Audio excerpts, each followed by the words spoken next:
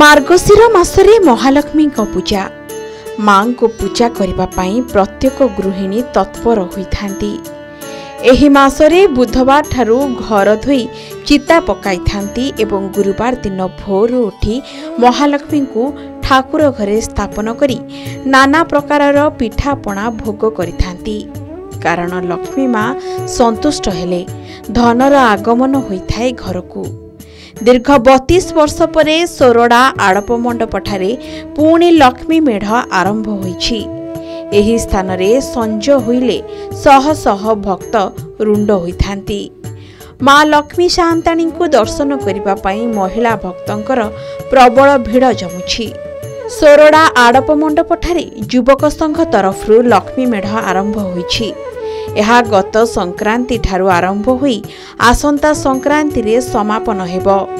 पंडित सपन कुमार सतपथी शर्मा एवं अन्य पंडित माने एठारे मांकर पूजा करुछंती। प्रतिदिन भोरु मां को मंगला आरती हेबा सह होम होई मां को भोग होइथाए। तेबे संध्या समय रे होम 108 आरती सहित भोग होइथाए।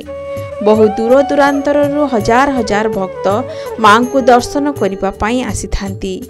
गुरुवार दिन महिला भक्तंकर अधिक समागम होइथाए। श्लोक वेद पाठरे अंचल प्रकंपित होइथाए। दीर्घ वर्ष परे पुणी सोरडारे लक्ष्मी मेढ़ हेबारु भक्तंक उत्साह देखा जाइछि।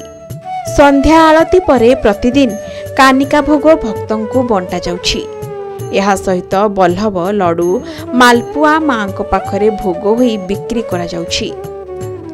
दिनकु दिन मां पाखरे भक्तंक गहली बढ़ी चलीछि। लोकंकु सबु सुविधा देवा सहित सुचारू रूपे परिचालना करिबा पई एवं लोकंकु सहयोग करिबा पई युवक संघ सभापति श्रीकांत दास कहिसंती। मार्गशीर मास कृष्ण पक्ष प्रतिपदा ठारू जावत मार्गशीर पूर्णिमा पर्यंत एक मास विहित मांगर महोपचार पूजा प्रातः समय सकाळ आलती तत्पर परे सूर्य पूजा तत्पर परे मंडलादि पूजा कर्म होउची एवं अग्निंगर पूजा समापन करा जाउची। मांगर 108 प्रत्येक दिन आहुति होउची तत्पर परे संध्या आलती करा जाउची एवं संध्या आलती समय रे अनेक प्रकार भक्त आसी उपस्थित होउछंती। आ प्रत्येक दिन मांगर प्रसाद से वितरण करा जाउची।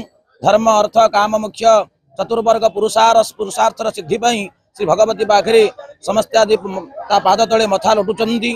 आमर भारतीय संस्कृति अनुसार एवं ओडिशार संस्कृति उत्कलीय संस्कृति अनुसार आमर मार्गशीर मासर सबु गुरुवार को आमे झोटी चिता देई आमर लास्यमयी करुणामयी जगज्जननी मां लक्ष्मी पाद अर्पण रे आमे पूजा करथाउ एवं विभिन्न प्रकार द्रव्य अर्पण करथाउ।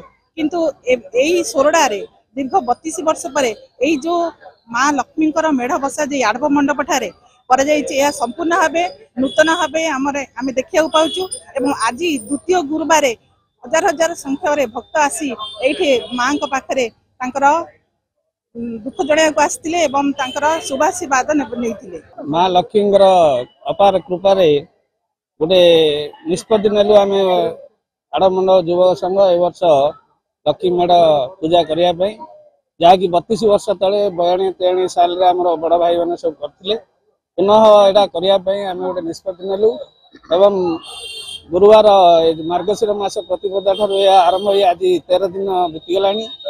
ए बहु भक्त आसी आनंदर सह मां लक्ष्मी अपार कृपा लाभ पाँच। आम युवक भाई माने बहु चेष्टा करी माने परिश्रम करी लोक मानू श्रृंखलित रखी से प्रसाद बंटन ये सब विभिन्न कार्यक्रम आमर अविरत भाव चलछि। सोरडा आड़प मंड युवक संघ तरफ यह दीर्घ 32 वर्ष पर आर आयोजन कराई।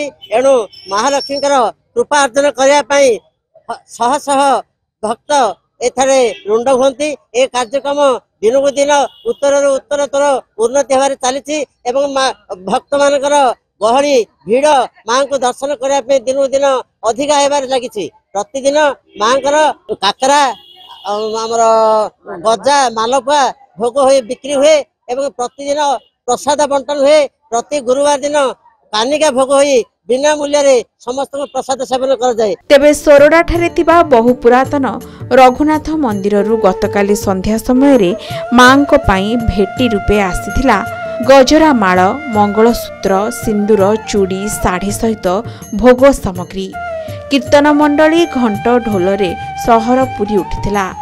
रघुनाथ एवं लक्ष्मी सान्ताणी भेट अति सुंदर रहिथिला। लोकंक भिड़ देखि युवक संघ पक्षरु आगको विभिन्न कार्यक्रम यथा भजन समारोह प्रवचन नाम संकीर्तन हेबा पई योजना करा जायछि।